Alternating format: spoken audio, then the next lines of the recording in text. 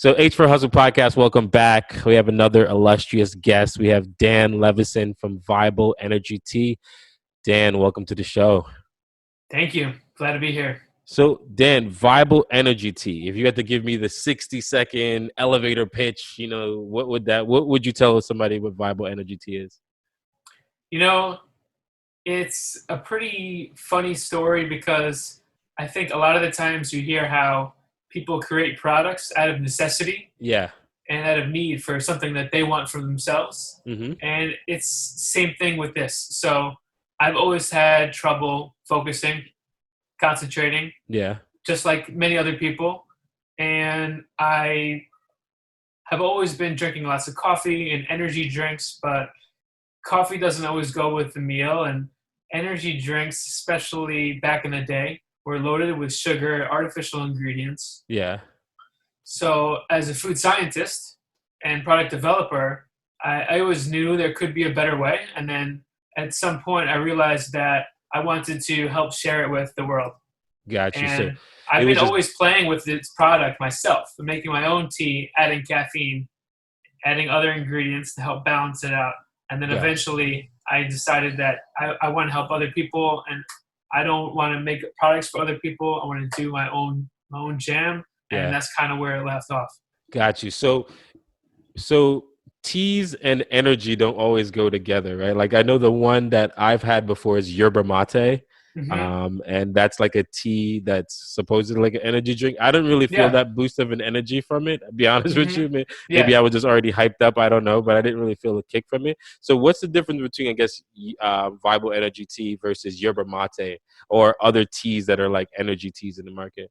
That's an excellent question. And I definitely understand yerba mate is definitely, recommended for having more energy. And there is more caffeine in the yerba mate versus some other tea.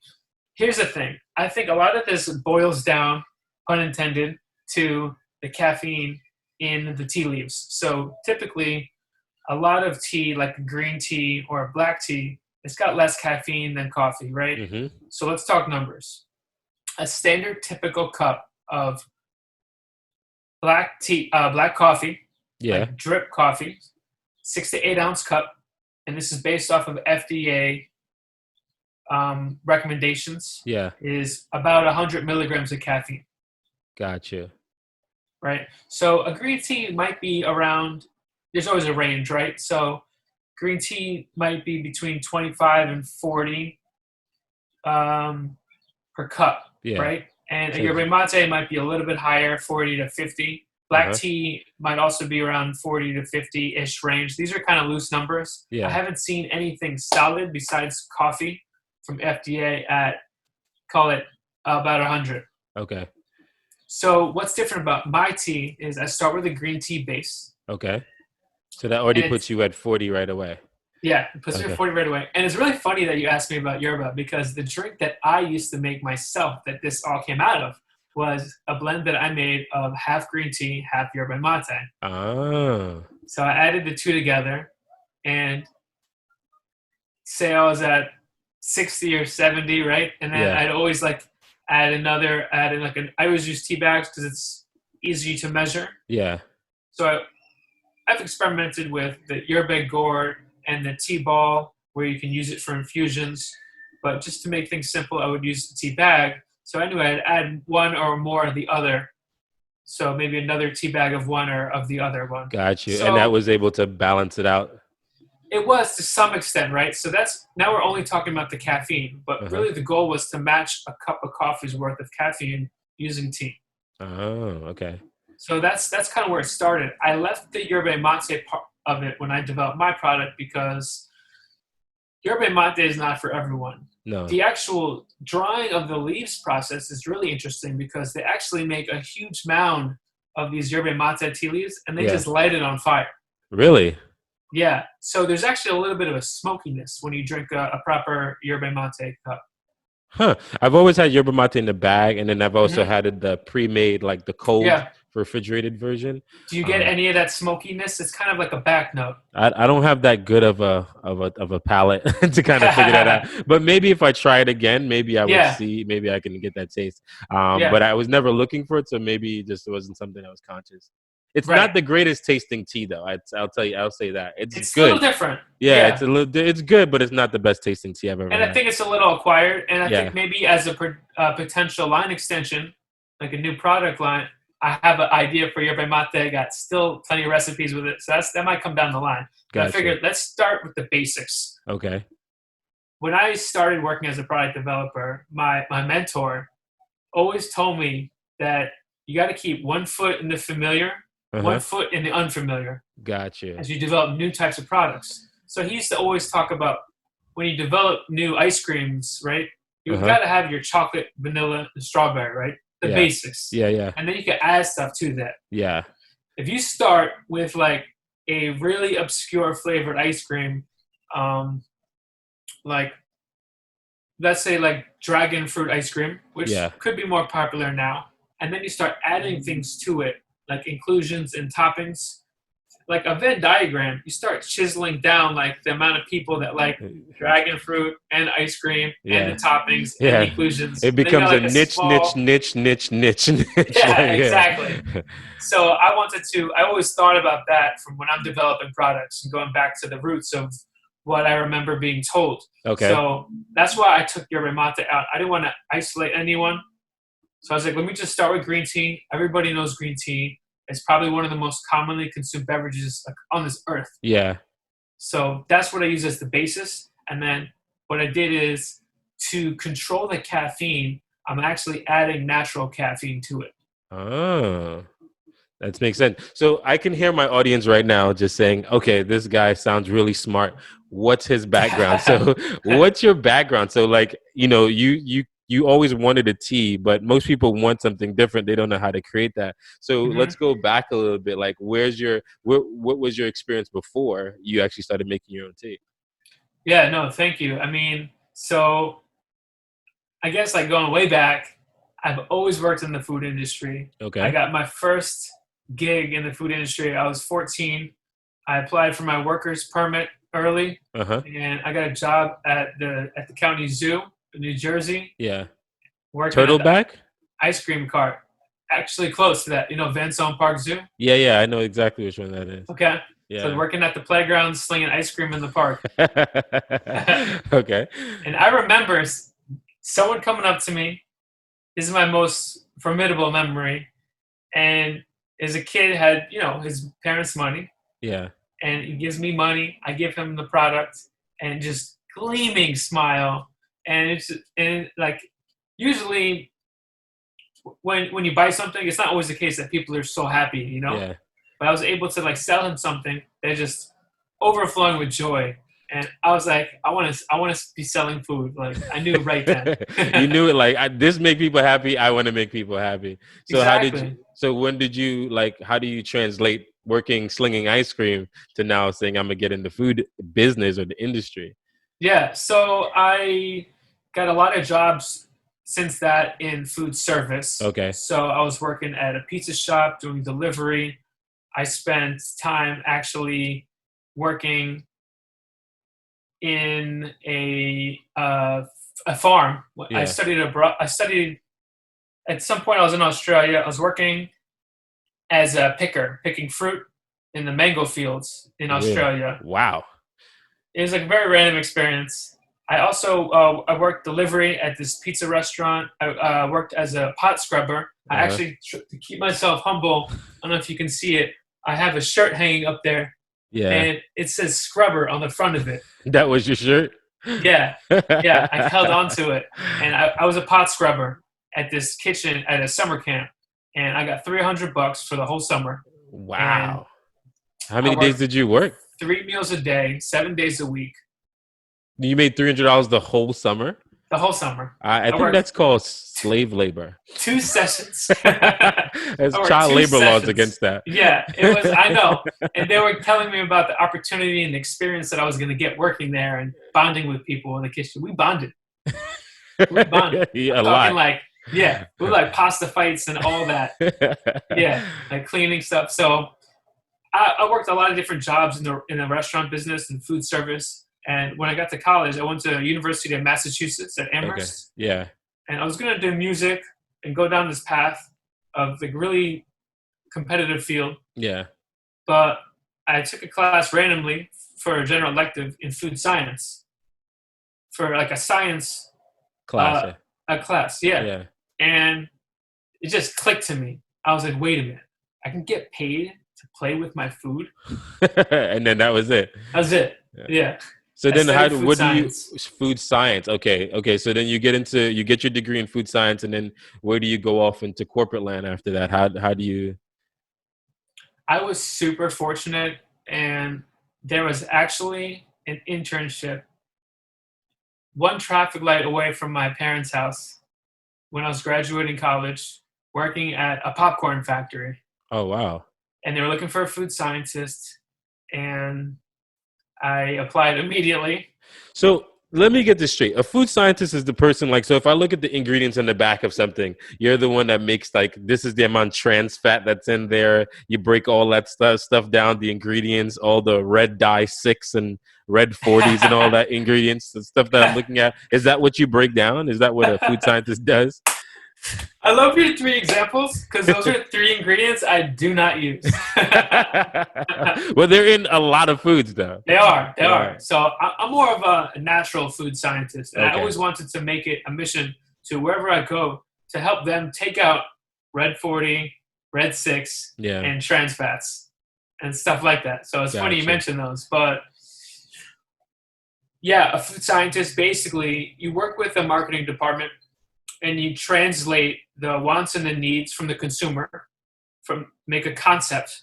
Uh-huh. And from the concept, you start brainstorming, okay, what would a recipe look like? What would the product look like? What ingredients are part of the concept and scope? Uh-huh. What ingredients are we not allowed to use for whatever reason? If your brand wants to have some specific claims about marketing or cleanliness, or if you want to have no artificial colors, which I don't have in my products that I have launched myself. And I actually helped them take out the artificial colors at this popcorn factory. They had some artificial dyes in there. Okay. And I transferred them to paprika extract. Gotcha. It's a little bit more expensive, but you can't put a price on health. And it's also it's way more natural. Totally natural. Yeah, it's an extract, and it's from nature, right? Yeah. So it's a great thing to be able to use. But yeah, food scientists, basically, there's this whole realm of things that a food scientist could do, right? So in corporate world, that could be anything from regulatory, food safety, quality control, quality assurance. A food scientist could work in manufacturing and processing, or a food scientist could do what I do, which is what I love, is product development. Gotcha. And then, so you worked at the popcorn factory. How long were you there before you continue on? Do you start Vibal right after the popcorn factory? How does that go? No, not at all. But I got the idea to make it while I was there. Okay. A sales guy came in and he was trying to get us to make caffeinated popcorn. Caffeinated popcorn? Yeah. Does that even exist? No. That's a terrible idea, by the way. Dude, that's what I said. I was like, you're just waiting. Are you trying to get a soup? Yeah, that's a terrible idea. First, the taste would probably be weird. And then who would want to be energized in a movie theater? Right. Can you imagine a movie theater where everyone's just bugging out? That would be nuts. No, exactly. So I was like, look, I don't know if caffeine and popcorn's a good fix, but why don't you send some to me in my house? And maybe I can use it. And from that day, this might have been 2000, sometime between 2010 and 2011. That's when I started taking the natural caffeine extract that I got and adding it to my green teas at home. So I actually worked at that popcorn factory, though, for, get ready for this, as a millennial, this might sound insane, but 8 years. Wow. No one does that anymore. That's like a company man. Yeah, I was a company man, I loved working there. I helped grow the brand, and I developed probably about 100 different flavors of popcorn. Wow. I spent at least 10,000 hours in the lab as a food scientist, working on seasonings, flavors, just like you name it. Wow. Any product or flavor that most people have ever thought of, we worked on it. Didn't always hit the shelf, but we made it, and I had a lot of fun there. We made chocolate products. What was it? What can we do with popcorn, right? Yeah. So like, think of like Forrest Gump Yeah. with Bubba Bubble. Gump. Yeah. He's like You know, shrimp all things you can do everything. with shrimp. Yeah. So I was like making popcorn chocolate, popcorn candy, popcorn granola, popcorn clusters, popcorn snack bars, like Wow. everything you can think of. We just try to do it, and we always taking it to like the next level. I'm like, this is crazy. Let's write it in the notebook. Yeah. Close the notebook, tuck it away, and don't ever tell you. So That's most crazy. of the time you were just testing and playing with food, pretty much in the popcorn world. So Yep. where do you go after 8 years in the popcorn factory? Where do you go next? So I actually left to work on Vibal the first time. Okay. Not successfully, really, but I left to go work as a consultant. I had an opportunity, so I wanted to work as a product development consultant. Someone I knew from the industry wanted me to help them develop their product. Okay. I didn't really know how to make it, but I was like, look, we'll work together. I'll research and we'll develop. It's R&D. So I worked on that, and I also had another opportunity working at another snack factory. So between these two jobs to keep me afloat, I figured, let me do that, have a little bit of a flexible schedule, and then work on Vibal on the side. Oh, okay. Got you. So I did that for a little bit, for 1 year. And then I got an email from my brother. He's like, dude, there's this job you got to take. You got to apply to it. He's like, I know you like doing the consultant thing, and I know you want to do Vibal, but you really need to get some big company experience, because you really haven't had that. Yeah. And you want to get people to buy your product, and you want to get people to invest in you. And how are you going to do that if no one ever really knows like the brands that you work for? Yeah. So I was like, all right. So he's just saying pretty much just pump up your resume a little bit more and come back to Vibal. So do you then shelf Vibal at the time and say, all right, I'll come back to this? I was still playing around with it, and I was still making phone calls and trying to like figure out how much it was going to cost me to actually like launch it. So I was still doing like a little bit of stuff, and I had some recipes that were like pretty good. I already at the time worked with some other food scientists that were beverage specialists. Okay. So I didn't really know beverage. I knew snacks. Yeah. And even me, I didn't want to just like start trying to make a shelf-stable product without really knowing how to make that. So I hired some beverage food scientists, paid a lot of money, but got the basis of the product from them. And then I was always tweaking it and playing with ingredients at home in my own test kitchen. Gotcha. So can you hold for 1 minute? Yeah, just no problem. Just give me one. All right. I'm sorry about that. I'm ready. No, it's all good. So I ended up getting offered the job. Okay. It was at the largest snack food company in the world. It's like a Procter & Gamble or like a... Close, yeah. So Nabisco, right? Yeah. So the parent company of Nabisco is called Mondelez International. Yeah, they own like everything. Yeah. Literally almost every snack in like the supermarket they own. They own a good half of the snack shelf. Yeah. And then Frito-Lay owns the other half, basically. Yeah. And then there's a bunch of other players in between. So anyway, as a food scientist specializing in the snack food industry, if you get offered a job as a food scientist in the largest snack food company in the world, you take the job. You take that job. So do you then put Vibal aside? Because, I like that you said that you tried the first time. And a lot of times people think it's like you come out the gate, your business is successful. And sometimes you got to jumpstart it 3, 4, 5 times before you get it right, So do you just shelve it, or do you come home and still tinker, or are you just completely kind of abandon it?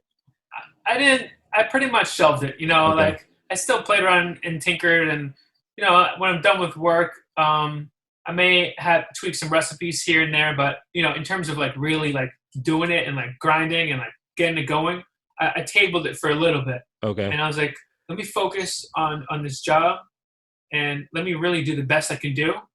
And then I'll come back to it. It's still there. And so in Mondelez, I owned the trademark at the time, actually. Okay, gotcha. Yeah.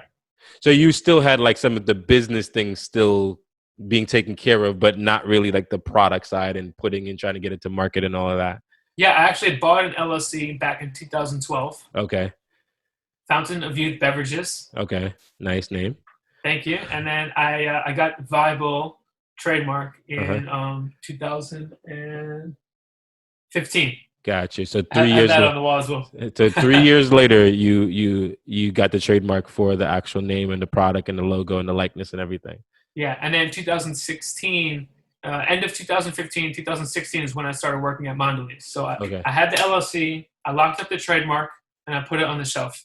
Got you. So going from popcorn factory consultant, you kind of come from like a smaller situation, then you kind of go even smaller being a Yeah, consultant, and then you go to a huge. conglomerate, right? Which Yeah, you're probably like one of hundreds of maybe probably 1,000 food scientists. So what did you work yeah, at? What did you yeah. work at in Mondelez? Like what was like the snack or the food you worked on? Dude, it was, first of all, I can't share anything confidential, of course, Okay. but anything that's public knowledge in the public domain, I can share. I can share the group I was in because that was Yeah. public.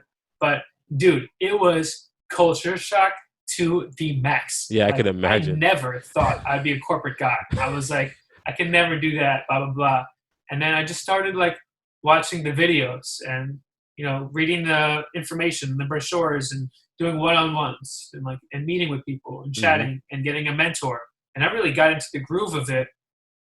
And I kind of I found a nice pace. And actually, what seemed so foreign became like really comfortable. And I really liked the comfort of it. 100,000 employees. Wow. Wow. So you're just like a number on in the spec of things. To some degree, I did everything I could stand out. Like Gotcha. a lot of things. And there's 7 centers of R&D excellence in the world. Basically, Hmm. one in every continent they have, right? Okay. And of the scientists, there's 3,000 scientists globally that work for the Okay. company. Wow. So it's 1 out of 3,000. Wow. That's not bad. It's still a lot, but that's not It's a bad. lot better than Yeah. 1 out of 100,000. Yeah, exactly. Yeah, That's true. yeah. That's so So interesting. yeah, it was really interesting. In my so in that office that I was in New Jersey, East Hanover, New Jersey, that's actually where Philip Morris office used to be, Yeah. and that bought Nabisco Yeah. back in the day, and then Kraft bought it, and then Kraft split off between Kraft Foods and Mondelez, which is all the snack brands. So that building's been there for like 100 years, basically. And there was money that went through that building. I mean, I'm talking marble floors, Wow. marble walls, tiles. It's one of the nicest buildings I've ever seen. There's about 1,200 to 1,500 people that technically report into the building. Wow. Yeah, so It's a in that East campus. Hanover area, there's a Verizon building that's over there too, very Yeah, similar, like yeah, massive. exactly. Yeah. Yeah, so it's a really big building. So in my group, I was in the biscuits group. Okay. So not like a country type biscuit.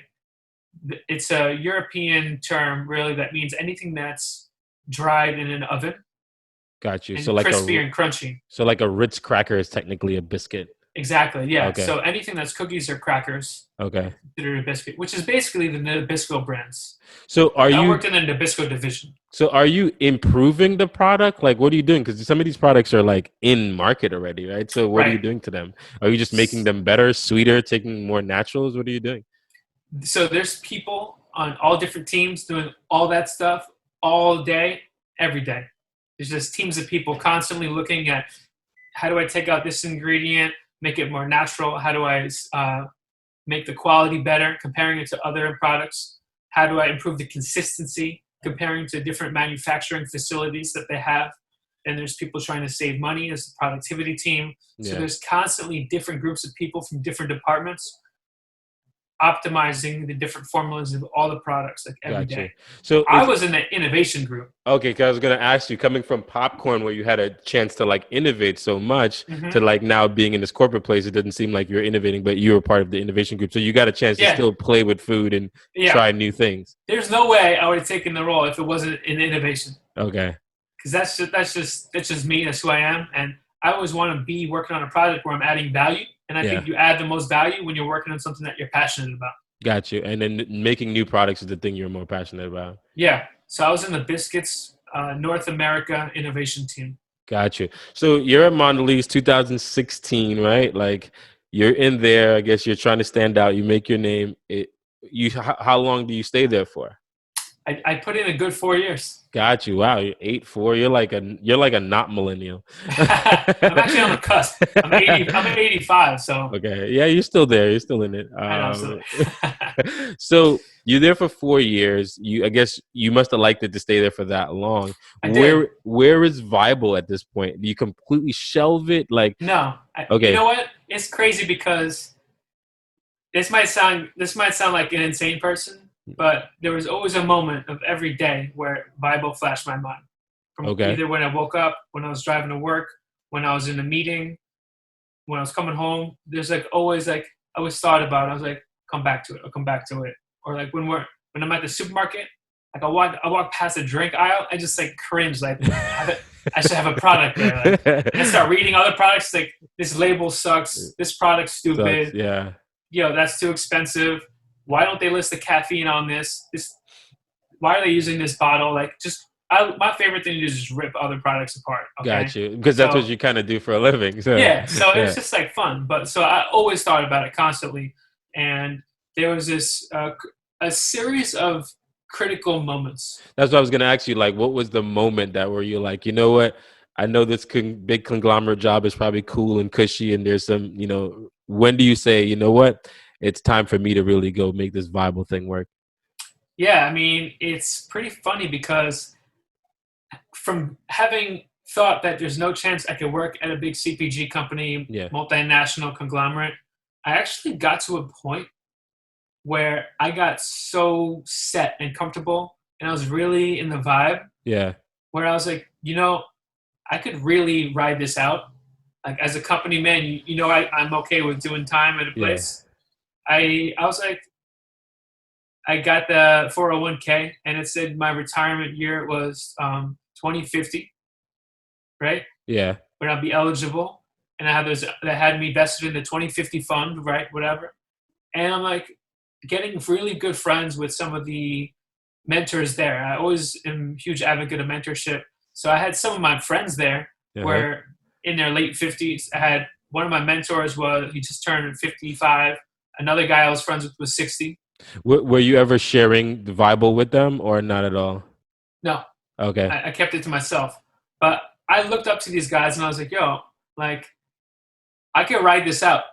Like, I could do 35 years here, like, for real, for sure. You could see yourself being one of those guys. Yeah, okay. I could. I really respect them. I still respect them to this day. And, like, it was just funny from I'll never be a big CPG guy to having that mindset where I was like, you know what, I can ride this out. So I got to that point. But to your question, like, what made me, like, step out of that? There was definitely a series of critical moments. Okay. Like the last straw on the camel's back that pushed me off of it. One of them in particular was actually at Mondelez in a group mentoring session, right? All coming together. We were discussing about what we wanted to do in the future. That cringeworthy question, where do you see yourself in 5 years? Yeah. Right?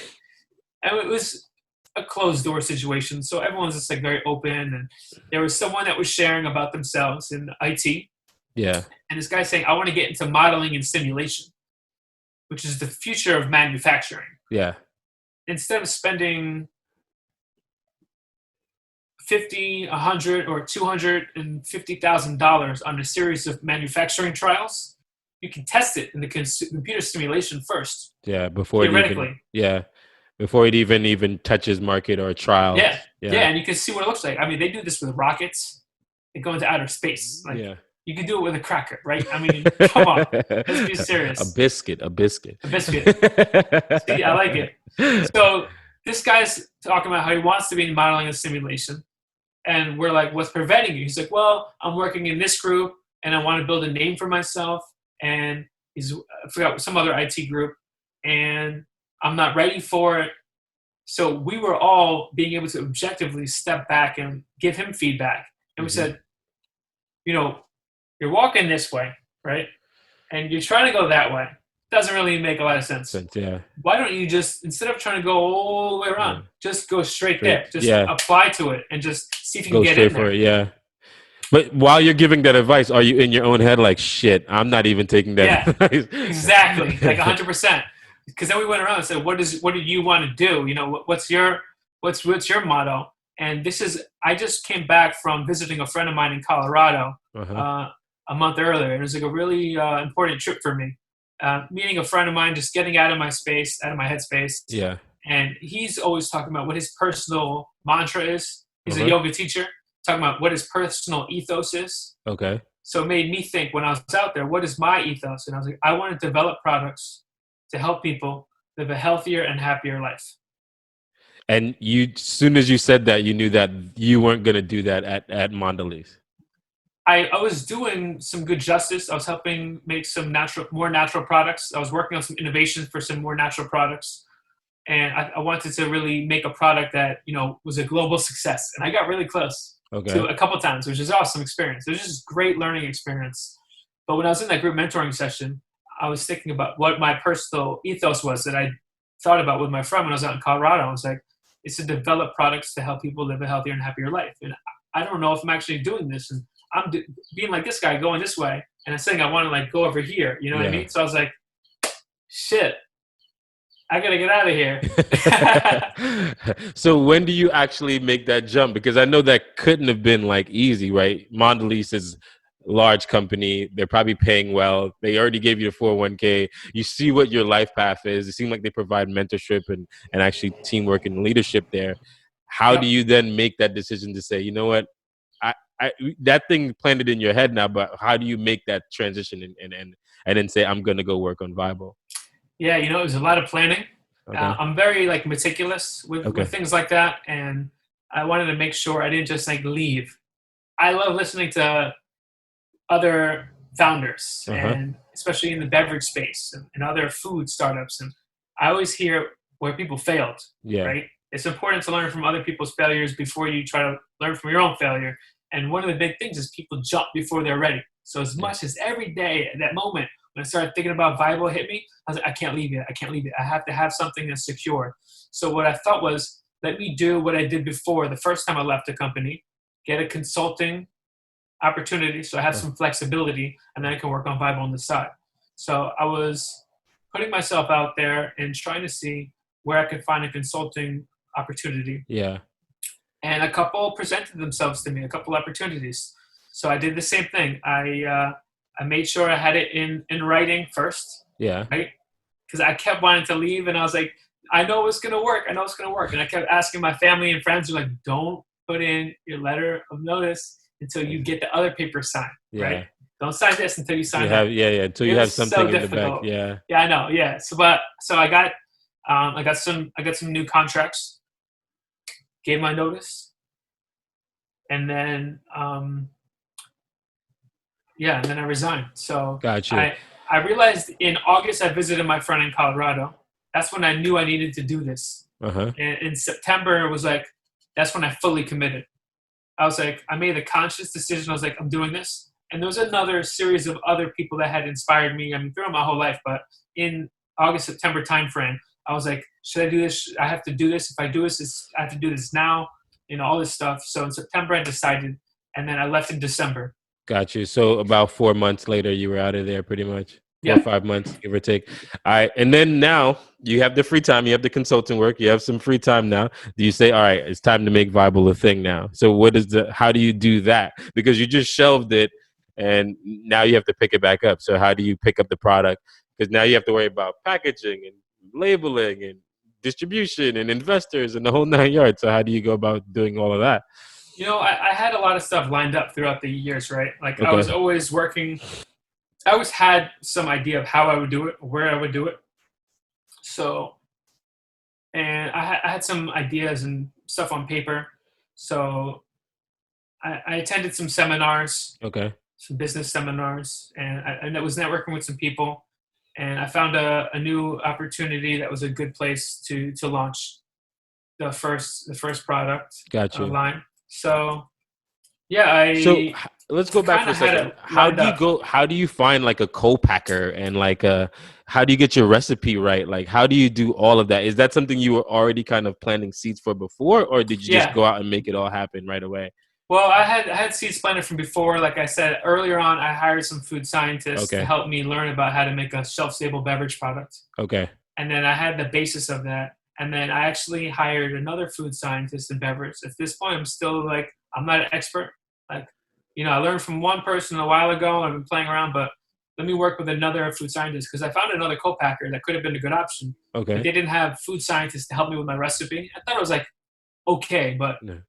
like it Wasn't what wasn't you were looking great. for. Yeah. Yeah, I needed some more help, and I'm the first to admit it. So I was like, let me get some mentorship from another food scientist in the beverage. So I found someone to help me work on it, and then I found a place where I could do small runs, Okay. like small minimums that hopefully wouldn't cost me too much money. So It's this is very like expensive. a co-packer, like someone who would take your recipe and put it in bottles. Yeah, yeah, and Gotcha. it's probably not like a real co-packer, but on a Okay. smaller scale. Okay. Got it. All right. So I found that I had it lined up, and I did some testing in their lab, and we worked together and optimized the product. I shared it with a bunch of people, constantly getting feedback. Uh huh. Feedback is like the most important thing.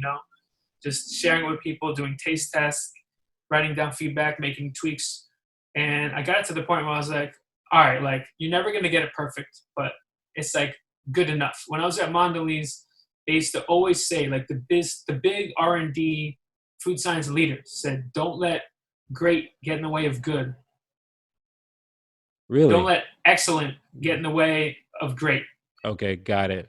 You can try to perfect something, but there's no real thing as perfection. And Yeah. some people say that you have to be embarrassed by your first product, and you can always make it better, but you just got to get something out there. So I was like, Yeah. this is good enough. Yeah, I believe in that right away. I believe in just getting that like minimal viable product, pushing something to market, test, and then reiterate after you get something out. Like my first time I've ever done a podcast, it was like on my cell phone. It was like, let's just get something going just to kind of see. Exactly. And then the feedback was good. So I was like, all right, then I can invest and reinvest back into it. Hmm. Yeah. Cool. So now your Vibal is actually a product. It's in market. It's Yep. actually lives now. You've taste tested it enough. People have said great things about it. Where do you go now from here? It's 2020. You left your job what in 2019? Yeah. Got you. So you're here now, 2020. You have to have the product. Where do you plan on taking it now?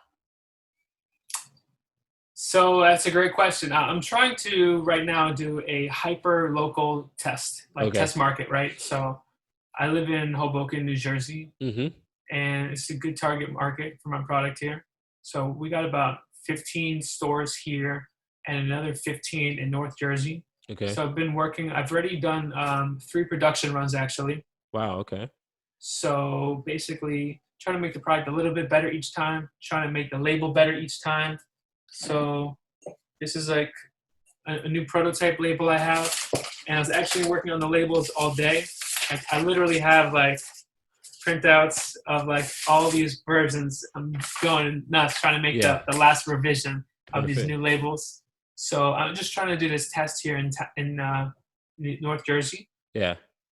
and I got a few hundred cases that we're going to test in these places, and I have a couple new opportunities, some new stores that someone introduced me to, and we're going to test it and see how it goes. And I'm also testing online. Last month, I Okay. started an online shop. Okay. Right now, Selling it's it just direct to family and consumer. friends. Yeah, it's just family and friends right now. And I got a couple other sales that were outside of that, direct to consumer, Okay. and trying to test there. It's all about this test and learn, right? Just trying to like, let me try a website. Let me try these stores. And I'm distributing myself right now, so it's a lot of work. Yeah. So I'm just trying to take one step at a time and just keep improving the product and seeing if we can get a good threshold of turns, like amount of bottles per store per day, right? And Gotcha. then I want to go to find the right distributor. Once I have a good story to say, I got to build that story saying, we're in these stores, we're turning this amount per day, We have start to X build amount of clients. momentum. Yeah. Yeah, and then you can talk to a distributor. Otherwise, they don't want to talk to you. Yeah. You know what I mean? So one I'm of trying to get to that point. one of our guests came on this show. I think episode number 3, Jermaine Stone. He has his own wine, and he kind of has to do the same thing. But he just got distribution about like the middle of last year. But at first, you have to kind of hit all the stores, and you have to do all the legwork yourself. And then once you've proven traction, they'll then pick you up.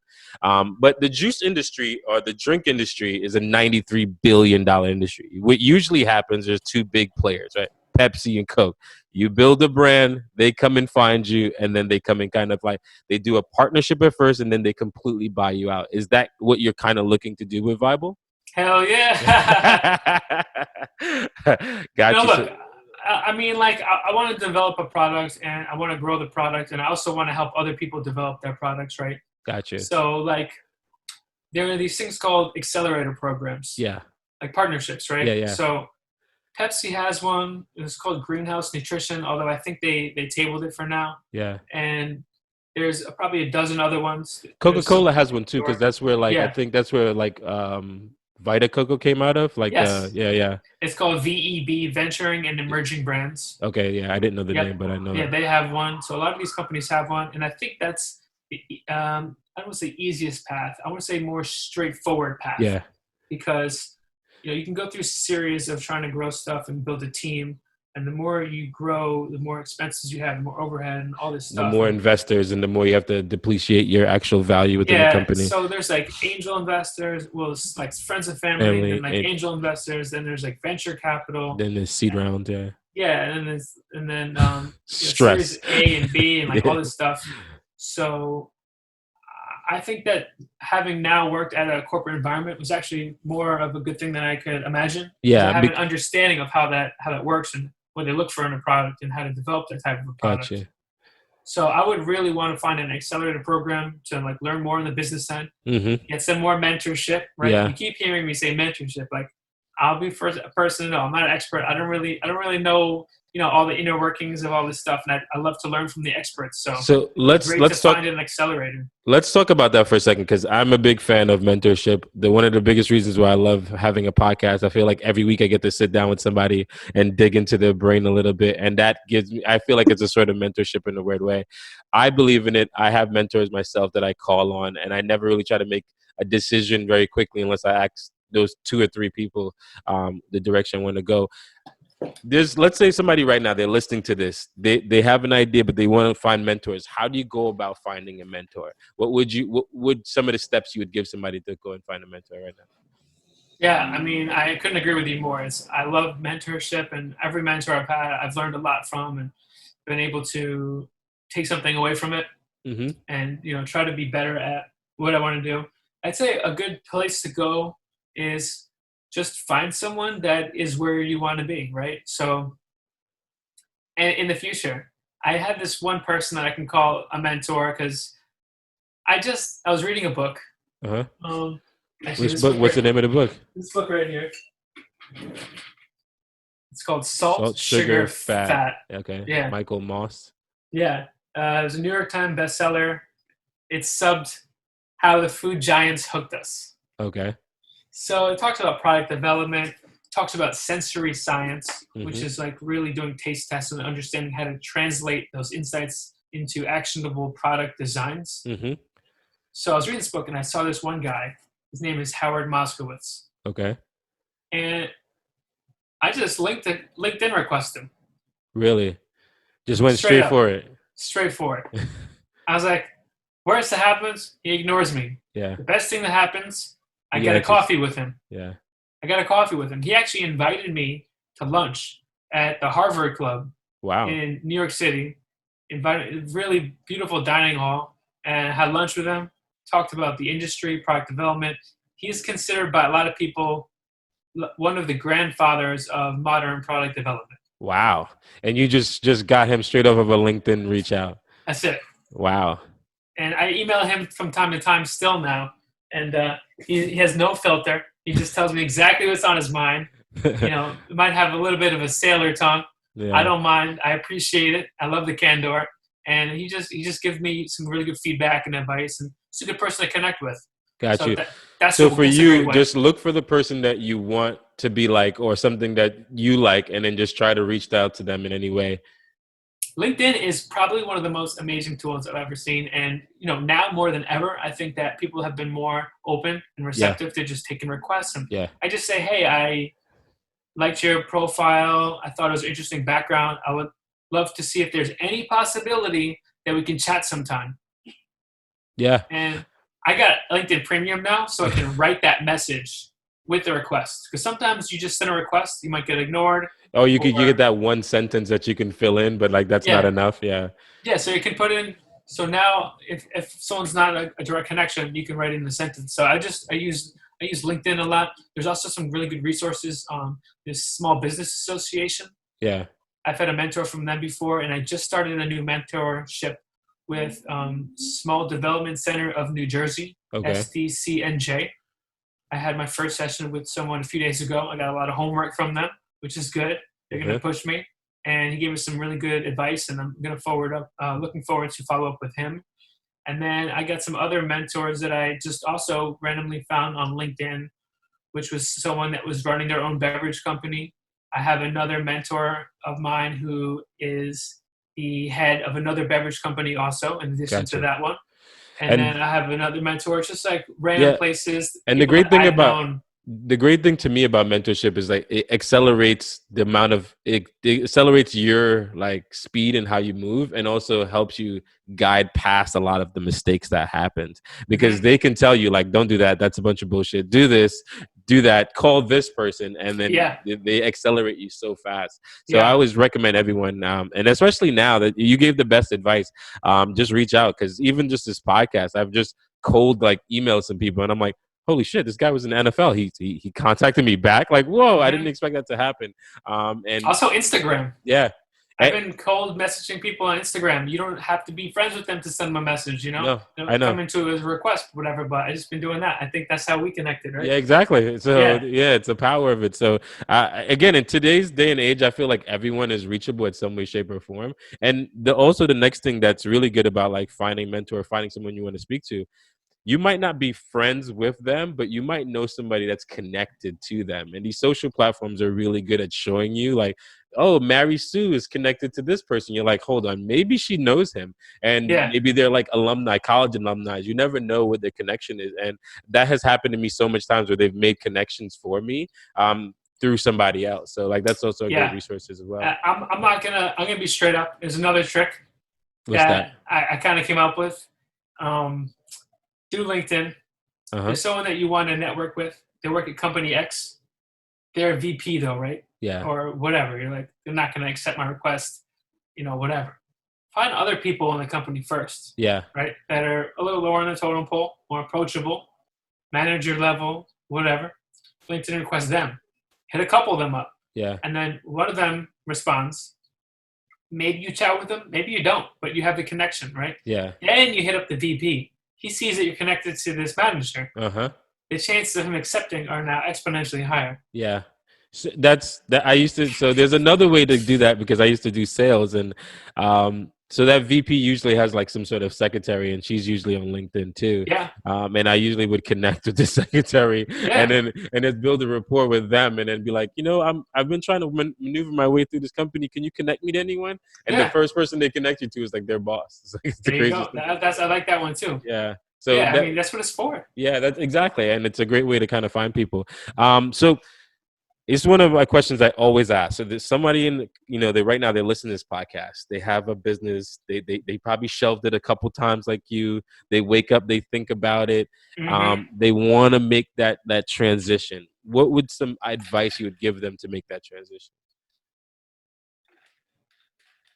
Yeah, that's such a good question.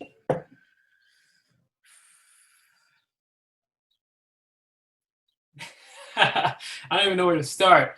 Start anywhere. What advice would I give someone that's thinking about a dream and that wants to go Make for the it? Well, transition from working for someone to now yeah, working for themselves, or really start working on this idea, this plan, this business that they have. They're dreaming, they're thinking about it, they shelved it a couple times, kind of like your situation. What would you yeah. give? I'd say don't give up on this dream, and always like do what you need to do, because otherwise you're gonna end up having to explain to yourself later when you're looking yourself in the mirror when you're older, why didn't you do it? Mm-hmm. I wasn't afraid to do it. I was afraid to look myself in the mirror and have to explain to myself why I didn't do it. That's big. That's big. That's you don't have to say nothing else after that, because regret is one of the worst things on the Yeah, planet. and that's a line I actually got from a rapper friend of mine Yeah, really? who he had that like a quote, or he put it in a song or something like that, Yeah. and I connected to it. I was like, holy shit.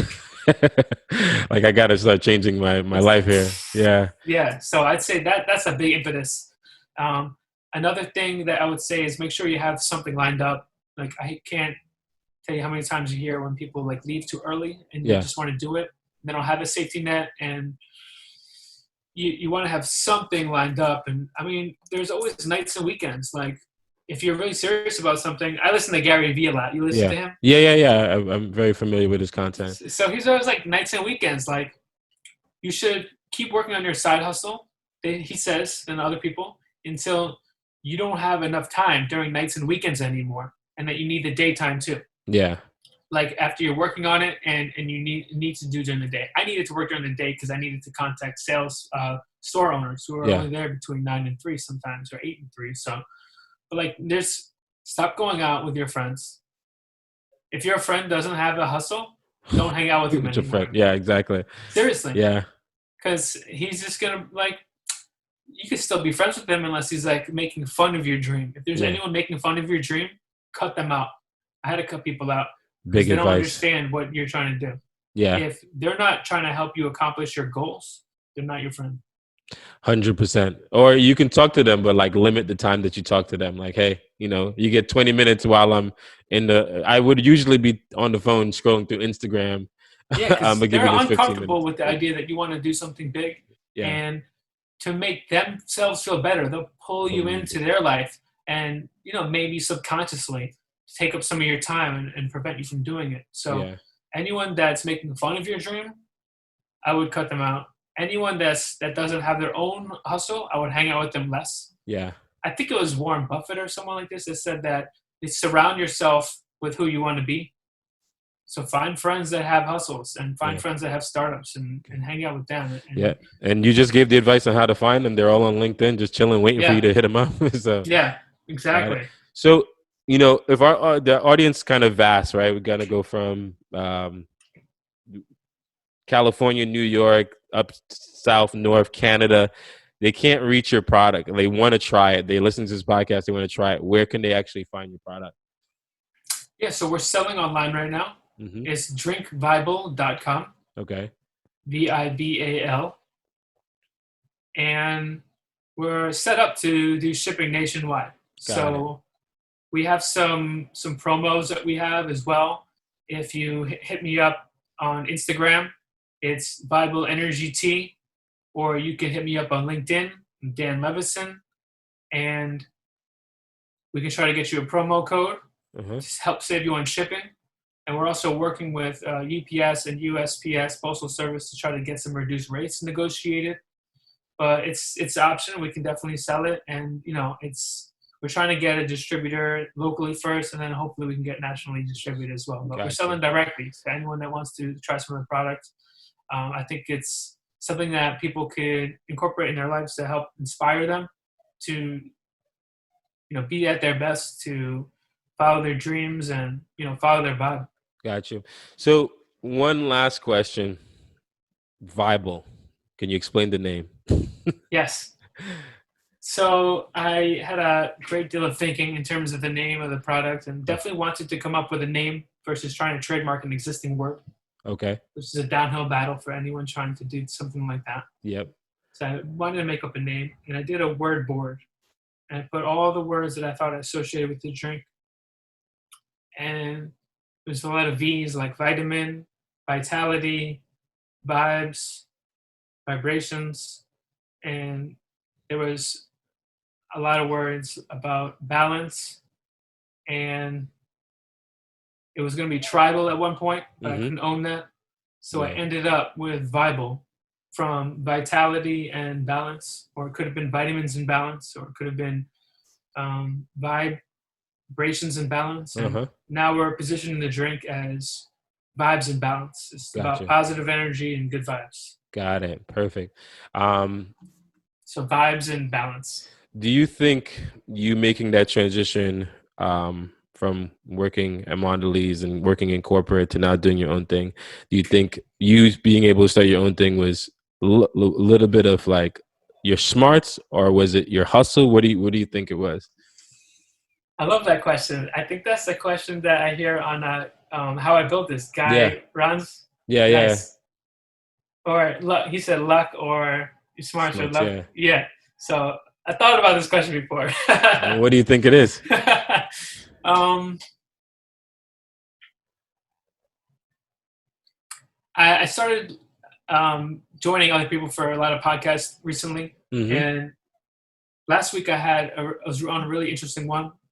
One of them is with this guy, Chris LA. Check out LA Coming Your Way. Okay. This guy does great promotional reels for startup businesses, and I've been on a lot of his podcasts. And this agency that just started called the Seedling Agency, check them out as well. And we were talking about mindset and work ethic. Uh-huh. And I think when you combine those two things, you end up with execution for success. Mindset and work ethic. Yeah, the other thing for me is I think it's more about, I have also written here, literally on this board, mindset plus work ethic to remind myself. And then for me, it's always been more of opportunity and commitment, I find. So finding the right opportunity, being ready for the opportunity, and then committing to it, like fully to it. That's the big piece. It's not so much the ideas for me, because we get a bunch of ideas every day. It's, can you commit? Because everyone's like, hey, I want to start this thing. I'm like, but are you willing to dedicate the next 10 years of your life to this thing? And not being able to see a result in the first 4 years and still working at it, knowing that it's going to happen 10 years from now. And that's the commitment level, and most people don't have that commitment. That's where they weed themselves out. And the commitment 1,000%. is the thing that really gets, once you break in that barrier of this 5-6 year mark, it's almost like it gets easier, because it's like everything starts coming to you at that point. But most people can't weather the storm to get to that place. They say smooth seas never built a strong sailor. Exactly. 100%. Got you. And where can people find? You said Drink Vibal. drinkvibal.com. And then we have a store locator there. If okay. you click on that page, it says all the stores that we're in. That's if you're in the New Jersey area. In the North New Jersey area. Got it. Otherwise, drinkvibal.com/shop. And you can buy directly from the website. All right, man. Thank you so much for being on the show. Thank you so much for your time today. No, thank you so much for having me. I really appreciate the opportunity. Perfect. Have a good one.